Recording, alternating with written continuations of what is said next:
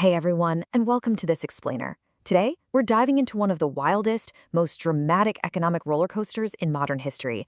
We're talking about the incredible story of Japan. We're going to chart their meteoric post-war economic rise, the inflation of a massive financial bubble, and then their agonizingly slow, dramatic fall into stagnation. Seriously, it's a story of pure ambition, wild excess, and ultimately survival. Let's get into it. 32. Okay, I want you to picture this. It's the year 1989 and you're living in Japan. Your country has completely rebuilt from the ashes of war. The economy has expanded ninefold. And hey, you've even given the world the Super Mario Brothers. Things are booming so intensely that out of the 50 largest corporations in the entire world, 32 of them are Japanese. That's just staggering. Japan is officially the second largest economy on Earth, and they seem completely destined to overtake the United States. I mean, it feels absolutely unstoppable. What could possibly go wrong, right? Section 1, the post-war economic miracle. Now, to really grasp how they reached those heights, we have to rewind the clock to 1945. We need to contrast their 1980s dominance with the total devastation of World War II, where they faced the heartbreaking loss of 82% of their ships and a quarter of all their structures.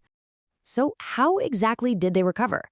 Well, following the war, US-led reforms completely restructured the country, but the real engine of growth ignited shortly after. In 1949, the Dodge Plan stabilized things by fixing the currency and cutting subsidies. Then, as we hit the 1950s, the Korean War sparked a massive surge in demand, creating a huge export boom for Japanese goods. The ambition in the air was just palpable. In 1960, they set this incredibly bold income doubling goal for the decade. Thanks to intense industrialization and a super highly educated workforce, they hit that goal in just 7 years. Even when the 1973 oil crisis hit, which, by the way, is a massive deal for a country importing 99% of its energy, it only temporarily slowed their crazy 10% annual growth. They just kept climbing. Section 2. Building the mega bubble. Let's jump into that 1980s property boom, where land prices shot up a mind-bending 5,000% from 1956 to 1986, largely because land was so scarce in this mountainous country, and ownership held such deep cultural significance. So what was the real catalyst that turned this boom into a mega bubble? It all started with an influx of incredibly cheap borrowing money. In 1985, global powers signed the Plaza Accord, which ended up strengthening the Japanese yen. Because of that, Japanese exports suddenly became dangerously expensive. To stop a catastrophic recession in its tracks, the Bank of Japan stepped in and aggressively slashed interest rates down to a record low of 2.5%. They basically flooded the entire country with cheap cash. And that brings us to the era of Zytec, or financial engineering. The Bank of Japan relaxed its strict banking regulations, specifically a practice known as window guidance. Suddenly unleashed, companies realized they could make way more money through speculative trading than by actually building their core products. Giant players like Toyota were soon making over half of their profits just from speculation. We're talking about investors dumping a staggering $300 billion into special, tax-free speculative accounts. It was an absolute frenzy of free money. To really understand the pure absurdity of the 1989 asset bubble, check this out. Land prices got so completely detached from reality that the land sitting right underneath Tokyo's Imperial Palace was estimated to be worth equal to all the real estate in the entire state of California combined. Literally, the whole state. It was utter madness. Average citizens were entirely priced out, forced to take out 100-year, multi-generational mortgages just to afford tiny apartments. Meanwhile, corporations were throwing so much cash around that they drove up a $200 billion market purely for exclusive golf club memberships. All of this madness leaves us with a pivotal question. How do you stop an economy from overheating? By December of 1989, the Nikkei stock index hit a dizzying, completely artificial peak of 38,915. People actually thought the government would hold these prices up forever, but fundamentally, it was totally unsustainable. Something was going to break. Section 3, the unavoidable crash. Enter the newly appointed Bank of Japan Governor Yasushi Miano, who looked at all this and set out on a very deliberate mission to prick the bubble, starting right on Christmas Day, 1989. And honestly, the crash was orchestrated and entirely deliberate. The central bank raised interest rates 5 times in rapid succession, hitting a peak of 6% by August 1990. Now, unlike the famous 1929 US market crash, this didn't happen overnight.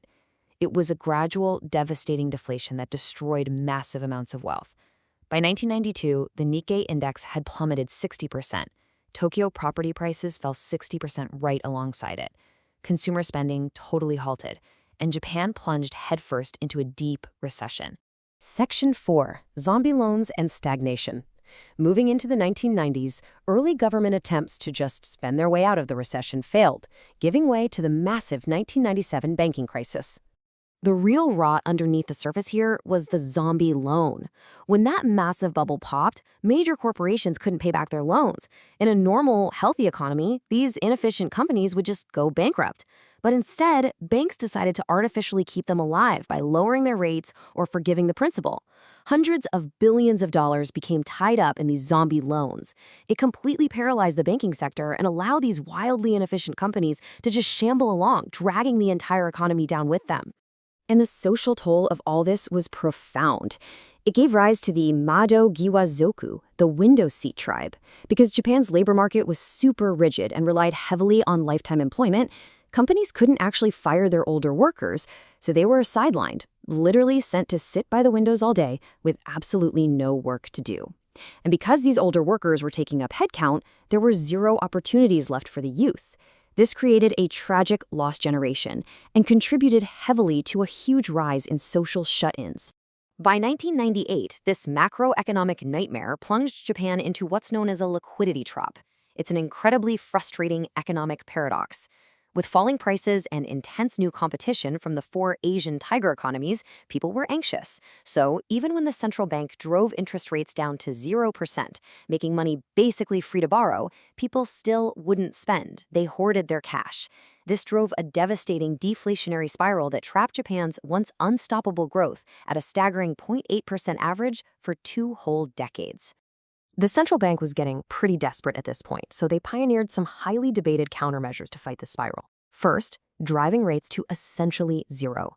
When that wasn't enough, they introduced forward guidance, publicly promising to sustain those low rates to build trust.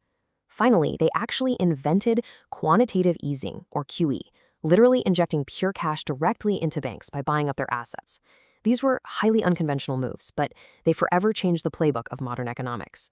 Section 5. Lessons from the Lost Decade. Now, you might be asking, why does all this history matter to us right now? Well, Japan's painful lost decades actually provided a crucial survival manual for the entire global economy. To put this into perspective, just look at the 2007 U.S. Great Recession. American policymakers looked directly at Japan's mistakes as a cheat sheet.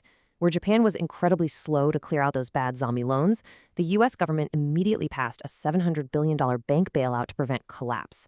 Where Japan was hesitant to shift policy, the U.S. immediately cut rates to zero and aggressively deployed quantitative easing. By directly applying the lessons Japan learned the hard way, the U.S. was able to dodge a much worse total economic collapse. But, Japan's story is far from over.